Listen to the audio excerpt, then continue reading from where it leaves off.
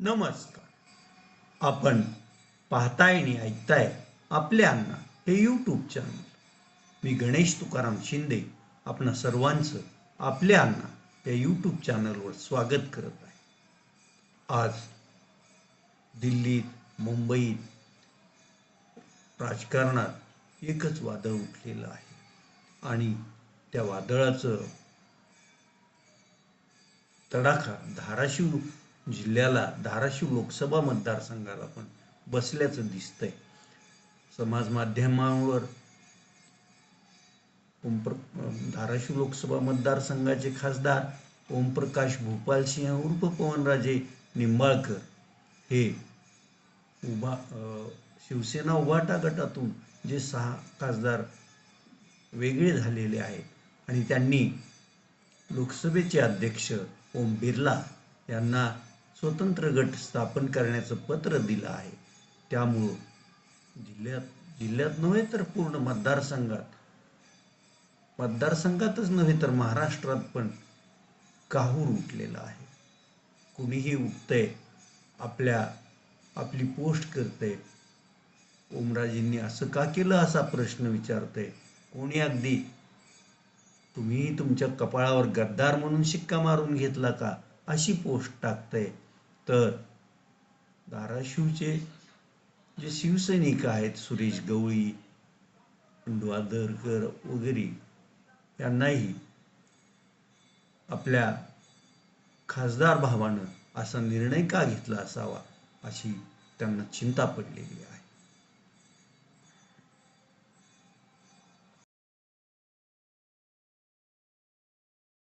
परंतु operation tiger संदर्भात ज्या चॅनल बातम्या चालवत आहेत त्या चॅनलवरून ओमप्रकाश राजे दिल्लीला आले, पोचले, तिथं सही केली आणि परत ते पुण्यात आले असं वृत्त सतत झळकत आहेत आणि त्यामुळं साहजिकच मतदारसंघातील सामान्य जनतेला संभ्रम पडलेला आहे.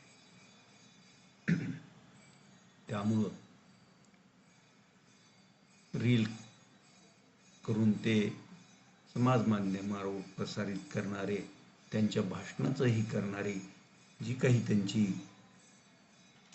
सोशल मीडिया टीम आहे ओमराजेंची, त्या टीमनं ओमराजे यांचं प्रत्यक्ष लाईव्ह जनतेला दाखवणं हे त्यासाठी गरजेचं होतं आणि ते जोपर्यंत तसं करणार नाही तोपर्यंत मग ओमराजेंनी हे काय केलं असे सवाल जनता विचारत राहील आणि सतत मग तुमच्या विरोधात पण व्यक्त होईल किंवा तुमच्या बाजूनं पण व्यक्त होईल असं एकंदरीत पाहायला आपल्याला मिळेल. त्यांनी कुठल्या पक्षात राहू नये हा तो त्यांचा प्रश्न आहे, त्यांचा विचार आहे. परंतु आपल्या राजकीय जीवनाची इमारत बांधण्यासाठी जे आमच्यासारखे आणि इतर जे त्या पायात बारके खडे आहेत त्यांना किमान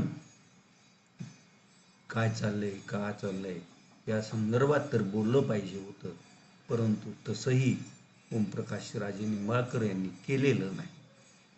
मी सकाळच्या आपल्या अन्नात म्हटलं होतं की ओमप्रकाश राजे निंबाळकर म्हणजे आगळं वेगळं असं रसायन आहे आणि ते रसायन भल्याभल्यांना समजून येत नाही आणि तसंच ते घडलं आहे असं वाटतंय. आता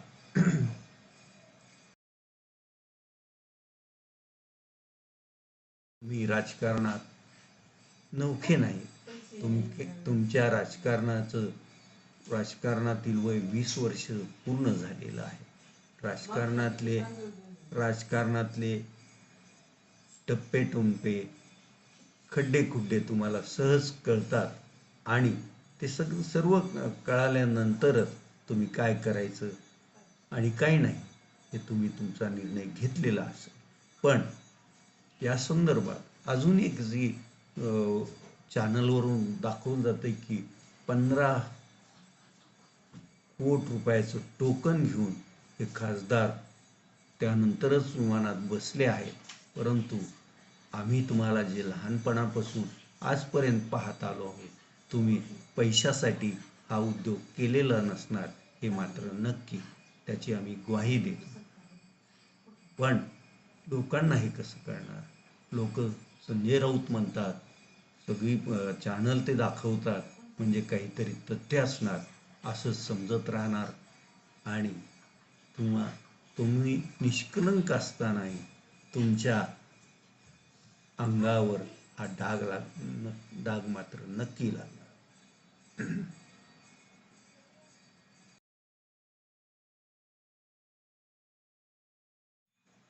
स्वर्गीय पवनराजे निंबाळकर आणि समतकाजी याची हत्या झाल्यानंतर एक 8-10 दिवसात तुम्ही राजकारणाचं देण्याचा निर्णय घेतला. सर्वांच्या विनंतीला तुम्ही मान दिला आणि पोरक्या झालेल्या पवनराजेंच्या कार्यकर्त्यांना तुम्ही तुमच्या नेतृत्वाचा आधार पण दिला.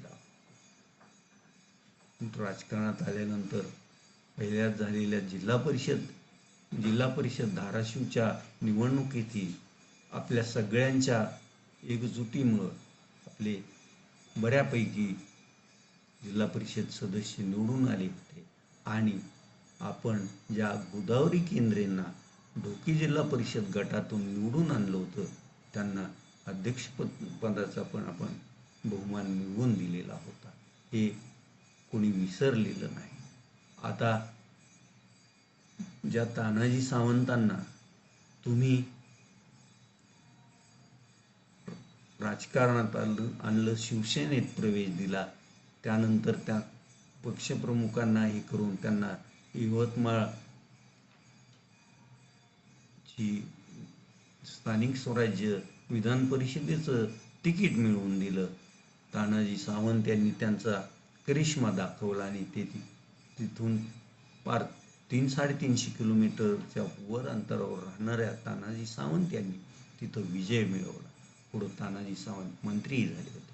आज हे काय रात्री आणि सकाळी बातम्यात येत होतं की तुम्ही ज्या विमानानं दिल्लीला गेलात, त्या विमानात तुम्हाला दिल्लीला नेण्यासाठी माजी मंत्री, भूमपरांडा वाशीचे आमदार डॉक्टर तानाजी सावंत आणि परिवहन मंत्री आणि धाराशिवचे पालकमंत्री असलेले प्रताप सरनाईक हे तुम्हाला दिल्लीला घेऊन गेले होते असं सांगितलं जात होतं.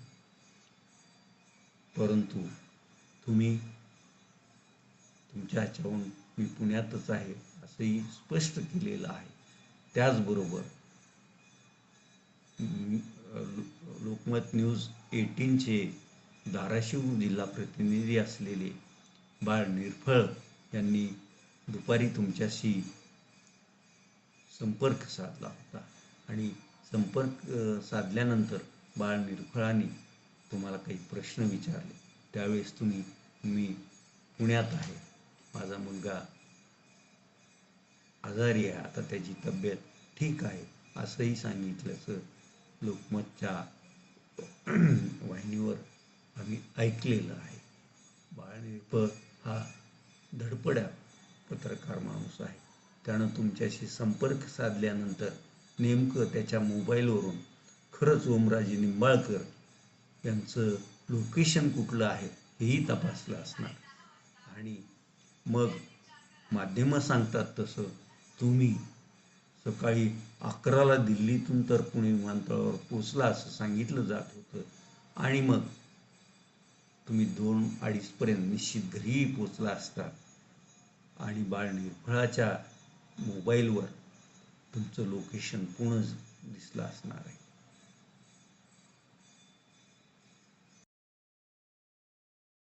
आता तुम्ही हा जायचा निर्णय जर घेतलेला असेल तर तो एका दृष्टीनं तुम्ही घेतला असेल तो जिल्ह्यात डॉक्टर पद्मसिंह बाजीराव पाटील यांनी उभा केलेलं साम्राज्य तुम्ही निम्मेचा वर तर खालसा केलेला आहे. परंतु आजही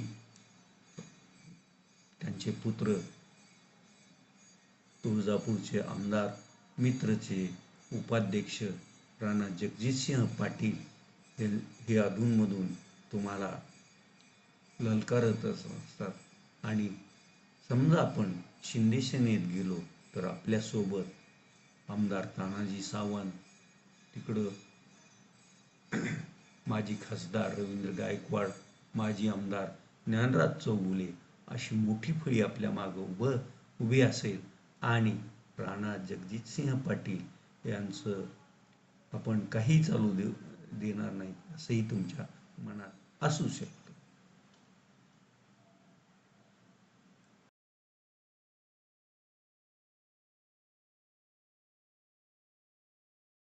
पवनराजे आणि समदकाजी या दुहेरी हत्याकांडात जो एक आरोपित होता आणि त्यानं कोर्टाकडे माफीचा साक्षीदार होण्याची मागणी केली होती, त्या पारसमल जैनला कोर्टानं माफीची साक्षीदार व्हायला परवानगी दिली आणि पारसमल जैननं जे काही पवनराजे यांच्या हत्याकांडासंदर्भात